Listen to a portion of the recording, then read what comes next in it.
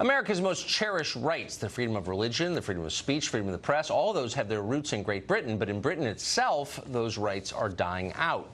Tommy Robinson is a journalist and a political activist there. One of Robinson's chief causes is raising awareness about sexual abuse, grooming, and rape committed in his country by immigrants, mostly from the Islamic world. Those crimes are ones that local authorities have ignored in order to avoid being called bigoted. Last year, Robinson attempted to cover a gang rape trial involving several Muslim men in Canterbury. For that, he was arrested, given a suspended jail sentence, and told not to cover any further trials. Undeterred, this past weekend, he performed a live stream outside a sexual abuse grooming trial in Leeds. In a free country, of course, anybody ought to be able to say what they think on a public street, but Britain is not a free country anymore. So in a matter of hours, Robinson was arrested, tried and convicted, and sentenced to 13 months in jail. That was fine, by the way, with most members of the press there and here. The judge further barred the British media from even reporting on Robinson's imprisonment, too. That ban was only lifted yesterday, 4 days after he went behind bars. And that, too, was fine with most journalists in Great Britain and here. They said virtually nothing about it, amazingly. Katie Hopkins is a columnist with the Rebel Media. We talked to her about this earlier. Katie, am I misstating this? I mean, it sounds, and I know the pretext for this is that he was interfering with jurors, but he was speaking his views on a public street when he was arrested and convicted immediately and sentenced to over a year in prison. Am I mischaracterizing that?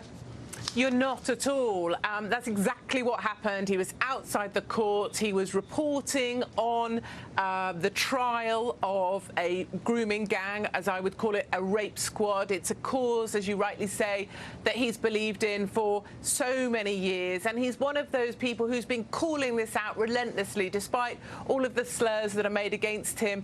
And yet, within 5 hours, he was arrested, he was tried, and he was sent to prison for 13 months, and none of us were allowed to talk about it, write about it, mention it, because there was also a ban on any of the media speaking about it. Well, that's the part I don't understand. These are very dark times in the UK. It's a very curious feeling in this country at the moment, and I would say the country is on a knife edge. There is a real sense now that we are against our own government, that the establishment is working against us, and in order to cleanse voices it doesn't like, it will put them inside for as long as it needs to shut them up.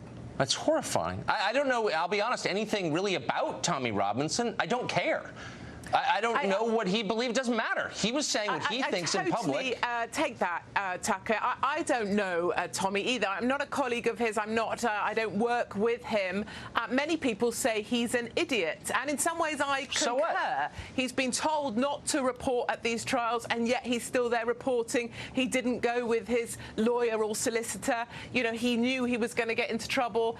But then I say to myself, even if you don't like the guy, even if you don't know the guy, surely there's some fundamental principles like, yes, where was the swift justice for the victims of the grooming gangs? Where was the swift justice for the 11-year-old that was raped? If we can get Tommy in prison within 5 hours, where was the swift justice for these men? And where was the swift justice for the victims?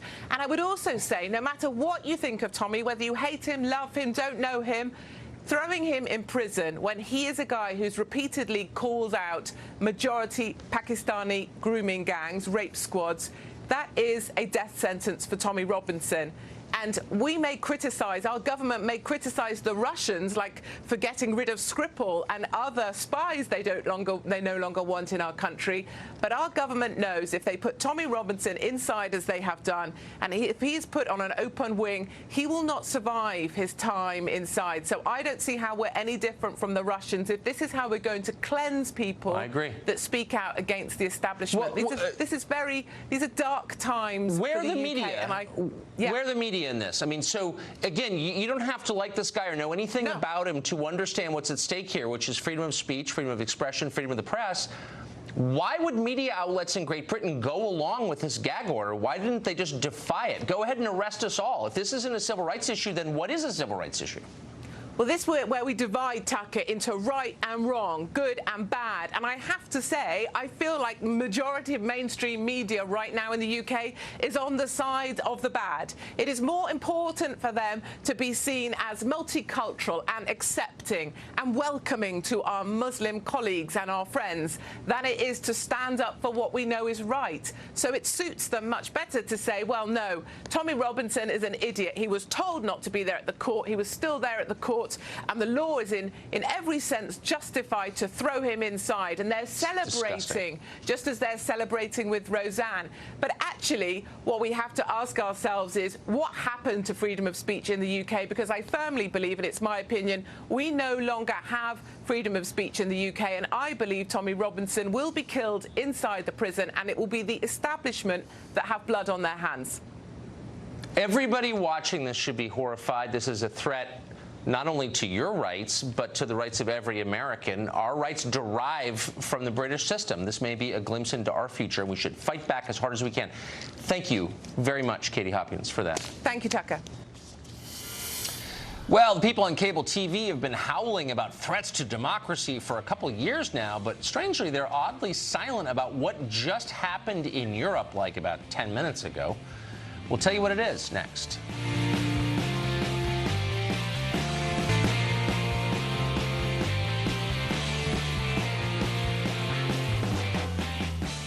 They've been telling you for more than a year that obscure Russian Facebook ads were a deadly threat to our democracy. Actual events, though, have revealed our own political and financial elites are at least as committed to undermining democracy as that dastardly villain Vladimir Putin, darn him.